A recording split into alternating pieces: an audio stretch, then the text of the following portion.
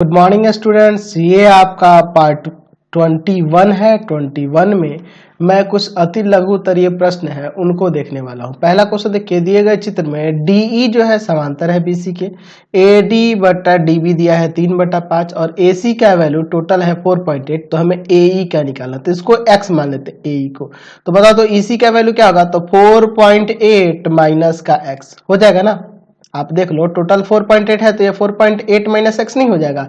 तो मैं चूंकि डी समांतर है बीसी के, तो मैं यहाँ पे लिख सकता हूँ ना ए डी बटा डी बी बराबर में ए बटा में ईसी, ऐसे लिख सकता हूँ। देखिए ये लघु तरीय प्रश्न है, इसीलिए मैं ज्यादा डीपली लिखूंगा नहीं, आपको शॉर्ट में समझाऊंगा। लिखने का तरीका मैंने पहले ही आपको समझा दिया है, कोई दिक्कत नहीं है। मैं सीधे क्वेश्चन बनाने वाला हूँ। या 3/5 या x बटा में 4.8 माइनस एक्स, क्रॉस मल्टीप्लाई करो 5x बराबर, इसमें इससे गुना करोगे तो 8 तिया 24 का 4, 2 4 तिया 12, 2 14, 14.4 माइनस का 3x, यह आके इसमें जोड़ जाएगा 8x बराबर 14.4। x बराबर में हो जाएगा आपका 14.4 बटा में 8। ठीक है, काट देते हैं इसको, 1.8 आ जाएगा, 1.8 सेंटीमीटर, यहाँ से आंसर आ गया। शॉर्ट में बताऊंगा, कोई घबराने की दिक्कत नहीं है। आप लोग डीपली उसको लिखना चाहो तो लिखते रहना। क्वेश्चन नंबर 2 कह रहा है, चित्र में दिखाया गया है कि त्रिभुज ए बी सी में डीई समांतर है बीसी के। बीसी बराबर 8 सेंटीमीटर, डीई बराबर 6 सेंटीमीटर। हमारे पास इसका ए डीई का क्षेत्रफल दिया है, तो हमें ए बी सी का क्षेत्रफल निकालना है। तो आपको पता है कि ये दोनों त्रिभुज समरूप हो जाएंगे। त्रिभुज ए डीई समरूप हो जाएगा त्रिभुज एबीसी के। बहुत बार आपको समरूप करके दिखाया है, समांतर होगा तो यह कोण इसके बराबर, यह कोण इसके बराबर। तो आपको समरूप त्रिभुजों के क्षेत्रफल का अनुपात क्या होता है, तो क्षेत्रफल का अनुपात जो होगा इनका, उनके संगत भुजाओं के क्षेत्रफल, संगत भुजाओं के अनुपात के वर्ग के बराबर होगा, यही ना होगा जी। चलिए तो मैं यहाँ पे लिख देता हूँ डीई बटा में बीसी का होल स्क्वायर। इसका वैल्यू कितना है 45, इसका निकालना है, एरिया ऑफ ट्रायंगल एबीसी का निकालना है। ठीक है, अच्छा इधर देखो डीई कितना है 6 है और बीसी आपका 8 है होल स्क्वायर। 3 से 3 दूना 6 हो जाएगा और ये आपका 4 दूना 8 हो जाएगा, है ना जी। 2 से काट दीजिए, 2 तिया 6, 2 चौका 8। चलिए तो यह 45 बटा में area of triangle A B C बराबर 3 का स्क्वायर 9, 4 का स्क्वायर 16, या इसमें गुना करेगा और 9 जाके भाग करेगा। Area of triangle A B C समझ लो ना कैसे, यह 9 इसके साथ गुना किया, यह इसके साथ गुना किया, 9 जाके भाग कर दिया, यानी कि 45 गुना 16 बटा में 9, 9 5 45, 16 पंजे 80 सेंटीमीटर स्क्वायर, यहाँ से आंसर आ गया। समझ गए, शॉर्ट में ही मैं बताने वाला हूँ ये सारे क्वेश्चन, क्योंकि जल्दी जल्दी इसको खत्म करना है यार। 21 पार्ट हो गए वीडियो में, है ना, इस चैप्टर में। 3 नंबर क्वेश्चन देखिए, चित्र में पी और क्यू देख रहे हैं ना। त्रिभुज एबीसी की भुजा एसी पर क्यू है और एबी पर आपका पी है। ठीक है, एबी पर पी है, ठीक है, इसको ऐसे ही होना चाहिए था, यहाँ पे ए बी होना चाहिए था, यहाँ पे ए सी होना चाहिए था। ठीक है, गड़बड़ दे दिया है। अच्छा एपी बराबर में 3.5, अच्छा पीबी बराबर में 7 सेंटीमीटर, अच्छा ए क्यू बराबर में 3 सेंटीमीटर और क्यूसी बराबर में 6 सेंटीमीटर। तो हमारे पास पी क्यू दिया है 4.5 सेंटीमीटर, तो हमें बीसी निकालना है। तो पहले देखो, अगर मैं यहाँ ए क्यू बटा में क्यूसी करूं तो 3/6 कट के 1/2 आ जाएगा, 1/2 आ जाएगा ना जी। अच्छा अगर मैं यहाँ पर एपी बटा में पीबी करूं तो यहाँ पे आपका 3.5/7, यानी कि यहाँ पे आपका 1/2 आ जाएगा। तो इन दोनों का अनुपात बराबर हो रहा है, ए क्यू बटा में क्यूसी और ए पी बटा में पीबी का अनुपात बराबर हो रहा है। इसका मतलब कि यहाँ जो पी क्यू है ना बीसी के समांतर हो जाएगा, पी क्यू बीसी के समांतर हो जाएगा ना। तो जब समांतर हो गया तो ये दोनों त्रिभुज समरूप हो जाएंगे, यानी कि त्रिभुज ए पी क्यू समरूप हो जाएगा त्रिभुज ए बी सी के। कैसे हो जाएगा आपको पता है कि एंगल से दिखा देंगे, यह एंगल इसके बराबर, यह एंगल इसके बराबर, दिखाते रहना यार, मैं तो शॉर्ट में बताने वाला हूं। तो जब समरूप होगा तो इनके संगत भुजाओं का अनुपात बराबर होगा, यानी कि ए क्यू बटा में ए सी बराबर में पी क्यू बटा में बी सी हो जाएगा। ए क्यू बटा में ए सी, देख लो ए क्यू लिए तो इसका संगत भुजा ए सी ले लिए, और इसमें पी क्यू लिए तो यहाँ पे बी सी ले लिए। तो ए क्यू कितना है 3 है, और ए सी कितना होगा, तो ए सी आपका 3 6 9 हो जाएगा, और बराबर में पी क्यू कितना है 4.5 और बटा में आपका बी सी। इसको काट देते हैं, 3 3 9, 3 से इसमें जाके गुना कर दो, क्रॉस मल्टीप्लाई करेंगे तो बी सी बराबर आ जाएगा 13.5 सेंटीमीटर। चलते हैं अगले क्वेश्चन पे। क्वेश्चन नंबर 4 देखा जाए। चित्र में देख रहे हैं यहाँ पे पी क्यू 24 है, 24 सेंटीमीटर। क्यू टी किधर है जी, टी तो है ही नहीं, एक्चुअल में यह क्यू आर होना चाहिए, गलत दिया है, इसको सुधार देना, क्यू आर, ठीक है, क्यू आर। यह 26 सेंटीमीटर है। अच्छा पी ए आर 90 डिग्री है, पी ए बराबर 6 सेंटीमीटर है, यह 6 सेंटीमीटर है, पी ए 6 है, और ए आर जो है आपका 8 सेंटीमीटर है। तो यह 6 है, यह 8 है, यह 90 है। तो अगर हम लोग यहाँ पी आर निकालेंगे तो पी आर बराबर में रूट अंडर पी ए का स्क्वायर और प्लस में पी ए का स्क्वायर प्लस में ए आर का स्क्वायर हो जाएगा, यानी कि 6 का स्क्वायर प्लस 8 का स्क्वायर आ जाएगा, रूट अंडर 10 का स्क्वायर 100 आएगा, यानी कि 10 हो जाएगा। चलिए तो यह 10 हो गया, यह 10 सेंटीमीटर हो गया। तो आप देख लो यहाँ पे देख रहे हो ना पी क्यू का स्क्वायर और प्लस में पी आर का स्क्वायर अगर किया जाए तो 24 का स्क्वायर प्लस 10 का स्क्वायर ये हो जाएगा 576, ये हो जाएगा 100, यानी कि यहाँ पे 676 जो कि 26 का स्क्वायर होता है। तो 26 का स्क्वायर मतलब कि यहाँ पे यह आ गया, तो दो भुजाओं के वर्गों का योग तीसरे भुजा के बराबर हो गया, तो इसके सामने वाला कोण 90 डिग्री का हो जाएगा, यानी कि क्यू पी आर जो होगा 90 degree, angle Q P R 90 degree. इस तरह का हम लोग क्वेश्चन बना चुके हैं एक्सरसाइज में भी। चलिए तो इसको आप डीपली लिखना चाहो तो लिख सकते हो, मैं तो शॉर्ट में बताऊंगा भाई। क्वेश्चन नंबर 5 में कह रहा है कि डी ई एफ त्रिभुज ए बी सी की भुजाओं बी सी ए सी और ए बी के मध्य बिंदु है, तो त्रिभुज डी ई एफ और ए बी सी के क्षेत्रफल का अनुपात। बहुत ही सिंपल सा क्वेश्चन है। एक मैं यहाँ पे त्रिभुज आपको शॉर्ट में पहले समझा देता हूँ, ए बी सी। अच्छा डी जो है बी सी का मध्य बिंदु है, ई जो है आपका ए सी का मध्य बिंदु है, और एफ जो है आपका ए बी का मध्य बिंदु है। तो यहाँ से हमें डी ई एफ की बात करें, यहाँ पे डी ई एफ मिला दो पहले तो, ठीक है। चलिए इस त्रिभुज की बात करें तो आपको पता है कि हम लोग इसको इस पूरे के समरूप दिखा सकते हैं। कैसे दिखा सकते हैं आपको मैंने एक्सरसाइज में भी बता रखा है। जाहिर सी बात है यह दोनों मध्य बिंदु है, तो यह जो होगा इसके समांतर हो जाएगा और इसका आधा हो जाएगा, यानी कि यह इसके बराबर हो जाएगा। उसी तरह से हम लोग दिखा देंगे, है ना जी, यहाँ पे हम लोग दिखा देंगे कि यह इसका आधा हो जाएगा, यह इस पूरे का आधा होगा, यह वाला इस पूरे का आधा होगा, यह वाला इस पूरे का आधा होगा। आप लोग दिखा सकते हैं ना मध्य बिंदु प्रमेय से, मैंने बता रखा है एक्सरसाइज में ही। डी जो होगा आधा होगा ए बी का, अच्छा डी आधा होगा ए बी का, अच्छा डी एफ जो होगा आधा होगा ए सी का, अच्छा और आपका और एफ ई या ई एफ जो होगा ना आधा होगा ए बी सी का, ठीक है। यानी कि आप देख लो यहाँ पे भुजाओं का अनुपात समान हो जा रहा है। ये कैसे हो रहा है पता है ना जी, मध्य बिंदु प्रमेय से। डी एफ ए सी का आधा हो जा रहा है, तो ऐसे लिख सकते हैं ई एफ बटा में बी सी बराबर 1/2। तीनों का अनुपात बराबर, यानी कि त्रिभुज समरूप हो गया। और दो समरूप त्रिभुजों के क्षेत्रफल का अनुपात हमें निकालना है, तो क्षेत्रफल का अनुपात क्या होगा, area of triangle D E F और बटा में area of triangle A B C. तो दोनों के क्षेत्रफल का अनुपात इनका संगत भुजाओं के अनुपात के वर्ग के बराबर, ठीक है।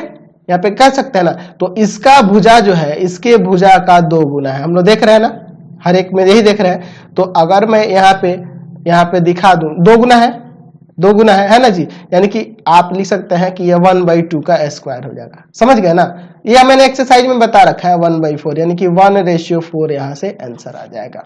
देख रहे हैं ना कि इसका भुजा इसके भुजा का आधा है, यानी कि एबीसी का भुजा जो होगा प्रत्येक भुजा इसके भुजाओं का 2 गुना होगा, यानी 1/2 का होल स्क्वायर 1/4 आ गया। या फिर ऐसे भी इसको लिख सकते हैं, यहाँ पे आप ऐसे लिख देते हैं कि यहाँ डीई बटा में ए बी का होल स्क्वायर, और डीई के जगह पे हाफ ऑफ ए बी लिख दो, और बटा में आपका ए बी है ही, ए बी काट देंगे 1/4 आ गया, 1/4 आ जाएगा ना, 1/2 का होल स्क्वायर 1/4। तो ऐसे भी दिखा सकते हैं। मैंने एक्सरसाइज में एक क्वेश्चन बता रखा है, कोई दिक्कत नहीं होने वाली है। क्वेश्चन नंबर 6 देखो, प्रश्न 3 में दिए गए चित्र ये रहा, PQ समांतर है BC के, AP बटा PB का अनुपात 1:2 दिया है। तो हमें त्रिभुज APQ और ABC के क्षेत्रफल का अनुपात निकालना है। देखो समझो, यह x मानेंगे तो यह आपका 2x हो जाएगा, क्योंकि इनका अनुपात 1:2 है। ठीक है, चलिए, तो अगर मैं यहाँ पे इनके क्षेत्रफल की बात करूं तो क्षेत्रफल अगर यहाँ पे समरूप दिखाना होगा तो ये दोनों त्रिभुज तो समरूप होगा, पता है, क्योंकि ये समांतर हो रहा है, आप लोग को पता है समरूप करना। तो इनके क्षेत्रफल का अनुपात क्या हो जाएगा, तो इनके संगत भुजाओं के अनुपात के वर्ग के बराबर हो जाएगा, यही ना होगा जी। तो इसका मैं अगर भुजा लूं तो AP हो जाएगा और इसका AB हो जाएगा का होल स्क्वायर। तो AP का वैल्यू x और AB का वैल्यू 3x हो जाएगा, इसका होल स्क्वायर। x से x कटा, 1 का स्क्वायर 1, 3 का स्क्वायर 9, 1:9, यहाँ से आंसर आ गया। समझ गए। अगला क्वेश्चन कर रहा है, एक समचतुर्भुज के विकर्ण 30 सेंटीमीटर और 40 सेंटीमीटर, तो समचतुर्भुज की भुजाएं ज्ञात करिए। बहुत ही आसान क्वेश्चन है। मैं यहाँ पे एक समचतुर्भुज बना देता हूँ, ठीक है, फिर आपको समझाता हूँ। बहुत सिंपल सा क्वेश्चन है। चलिए, समचतुर्भुज की प्रत्येक भुजा बराबर होती है, और ऐसा क्वेश्चन हम लोग एक्सरसाइज में बनाए हैं यार, मुझे तो नहीं लगता कि बताने की जरूरत पड़ेगी, लेकिन फिर भी मैं बता देता हूँ। चलिए, इसका नाम ABCD मान लो, यहाँ O मान लो प्रतिशत। ये आपको पता है कि लंबवत संधिभाजित करते हैं एक दूसरे को, यानी कि यह मान लो 40 है तो इतना 20 हो जाएगा, और इतना यह टोटल 30 है तो यह 15 हो जाएगा, क्योंकि संधिभाजित करते हैं ना जी। चलिए, तो ये वाला निकाल नहीं सकते हैं, तो AB बराबर में हो जाएगा आपका √ OA का स्क्वायर और प्लस में OB का स्क्वायर, यही ना होगा जी। चलिए, तो OA के स्क्वायर की बात करें तो यानी 20 का स्क्वायर और प्लस में 15 का स्क्वायर, तो 20 का स्क्वायर 400 और 15 का स्क्वायर 225, यानी √ 625, 625 25 का स्क्वायर होता है। तो प्रत्येक भुजा 25 सेंटीमीटर आ गई। समझ गए। क्वेश्चन में 8 में देखिए कि त्रिभुज ABC और LMN के परिमाप दिए गए हैं और LM दिया हुआ है एक त्रिभुज का भुजा, तो आपको AB निकालनी है, दूसरे त्रिभुज की संगत भुजा निकालनी है। तो आपको पता है कि परिमाप का भी अनुपात जो होगा ना, इनके संगत भुजा के अनुपात के बराबर होता है, मैंने दिखाया था। तो अब देखिए, यह किसका है, ABC का परिमाप है, और नीचे हमने लिखा है त्रिभुज LMN का परिमाप। तो ABC की भुजा AB ले लेते हैं और इसका भुजा आपका LM ले लेते हैं। LM का वैल्यू 8 है, तो इसको काट दो 6 बार में, इसको काट दो 10 बार में, यानी 10 सेंटीमीटर AB आ गया। समझ गए। मैं शॉर्ट में बताते जा रहा हूँ, क्योंकि भाई बहुत ज्यादा क्वेश्चन है यार, मैं कैसे इतना आपको वीडियो पार्ट कर पाऊंगा। क्वेश्चन नंबर 10 देखिए, दो त्रिभुज समरूप है और इनके दो कोण दिए गए, एंगल A एंगल Q दिया है, तो एंगल C निकालना। देखो ना, मैं यहाँ पे शॉर्ट में आपको समझा देता हूँ। ABC और एक दिया है PQR, दोनों समरूप है। A बराबर 70 डिग्री है, यह है 70 डिग्री, Q बराबर में है 30 डिग्री, तो यह 30 है, ठीक है, तो यह भी 30 हो जाएगा। तो हमें C निकालना, तो 70 और 30 ये कितना हो गया, 100 हो गया, और 180 टोटल होता है, यानी कि C आपका 80 आ जाएगा। समझ गए ना, 100 को घटा देंगे 180 में से, तो ये 80 आ जाएगा। कह रहा दो समरूप त्रिभुजों के क्षेत्रफल दिए गए हैं यहाँ पे, और बड़े त्रिभुज की सबसे लंबी भुजा 20 सेंटीमीटर है, तो छोटे त्रिभुज की सबसे लंबी भुजा निकालें। तो इनके क्षेत्रफल का अनुपात क्या होगा, इनके क्षेत्रफल का अनुपात इनके संगत भुजाओं के अनुपात के वर्ग के बराबर। तो इसके सबसे बड़ी भुजा 20 सेंटीमीटर दी है बड़े त्रिभुज की, और छोटे त्रिभुज की सबसे बड़ी भुजा हम x मान लेते हैं, इसके वर्ग का स्क्वायर। तो यहाँ देखो, यह 10 का वर्ग है और यह 8 का वर्ग है, इसका होल स्क्वायर। स्क्वायर से स्क्वायर हटा देते हैं यहाँ पर, ठीक है, 10/8 बराबर में 20/x, ठीक है। यहाँ पे काट सकते हैं, एक जीरो से एक जीरो क्रॉस मल्टीप्लाई कर देते हैं, x बराबर में 16 सेंटीमीटर आंसर हो जाएगा, ठीक है। क्वेश्चन नंबर 12 देखो, कह रहा है कि दो त्रिभुज है हमारे पास ABC और PQ, और उनके यहाँ क्षेत्रफल का अनुपात दिया है। अब BC दिया है तो हमें QR निकाला, तो इनके क्षेत्रफल का अनुपात जो दिया है ना, इनके संगत भुजाओं के, यानी कि अगर इसकी भुजा BC है, ये देखो इस पहले वाले त्रिभुज की भुजा BC, और दूसरे वाली तो उसको 6 है, तो 6 वैल्यू ही रख दो ना यार, 6 और बटा में दूसरा वाले त्रिभुज की संगत भुजा QR है, इसके वर्ग के बराबर होगा। तो यह 3 का स्क्वायर है, यह 5 का स्क्वायर है, और 6 बटा में QR का होल स्क्वायर। तो स्क्वायर से स्क्वायर हटा देंगे। अब यहाँ देखो, 3/5 बराबर में 6 बटा में QR, इसको काट दें क्या 2 बार में, यहाँ 1, तो क्रॉस मल्टीप्लाई कर दो, QR बराबर में 10 सेंटीमीटर आ गया। अगले क्वेश्चन में साइड एंगल साइड समरूपता की कसौटी लिखना है, पाइथागोरस लिखना है, angle angle angle side side side समरूपता की कसौटी। मैंने सबको लिखा रखा है, प्रूफ भी करा रखा है, आप यहाँ पे लिख दीजिएगा। समझ गए। क्वेश्चन नंबर 17 में देखिए, रिक्त स्थानों को भरना है। कह रहा है दो समरूप त्रिभुजों के क्षेत्रफल का अनुपात उनके संगत भुजाओं के वर्ग के अनुपात के बराबर होता है, ठीक है। चलिए, किसी समकोण त्रिभुज के समकोण वाले शीर्ष से समकोण भुजा पर लंब खींची जाए तो लंब के दोनों ओर बने त्रिभुज परस्पर क्या होते हैं, समरूप होते हैं। हम लोग प्रमेय में ही साबित किया है। यहाँ पे दो समरूप त्रिभुज दिए हैं, दोनों का क्षेत्रफल दिया गया है। यदि एक त्रिभुज की एक भुजा दी है तो दूसरे की निकालनी है, तो ये दोनों तो बन ही जाएगा ना। बहुत आसान क्वेश्चन है ये सारे, अभी कई तरह के ऐसे क्वेश्चन हम लोग बना चुके हैं, बना लीजिएगा इसको। चलिए 18 नंबर क्वेश्चन देखिए। 18 नंबर का 1 नंबर क्या कह रहा है कि यदि एक त्रिभुज की तीनों कोण दूसरे त्रिभुज के तीनों कोण के बराबर हो तो दोनों त्रिभुज कैसे होंगे, तो समरूप हो जाएंगे भाई, एंगल एंगल एंगल समरूपता से।